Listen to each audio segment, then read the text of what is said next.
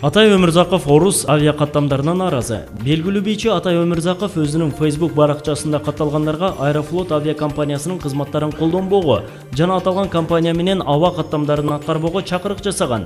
Мунун негизги себептери катары Атай көптөгөн чет өлкөлөргө саякат жасап келген. Анын катарында Аэрофлот авиакомпаниясынын кызматкерлери тарабынан көп эле ирет одону орой мамилеге туруш болуп келгендигин айтат.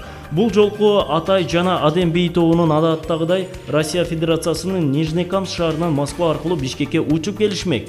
Бирок кызмат көрсөткөн персоналдын улутка, келбетке карай бөлүп жаруу жана орой мамилесинен улам Атай Адем тобу менен рейске болгон убакыттын аз калгандыгына карабай, аларды текшерүүгө алышып, кайра аэропорттон самолетко жеткирүүчү автобуска жол көрсөтүшкөн. Өкүнүчтүүсү, ал самолет Грузиянын Тбилиси шаарына багыт алган. Качан гана учак абага көтөрүлгөндө Атай байкап калган. Бирок Атай аэропортко кайтып келип, Аэрофлоттун кызматкерлерине абалды түшүндүргөнүнө карабастан, келтирилген чыгымдар кайтарылып берилген эмес.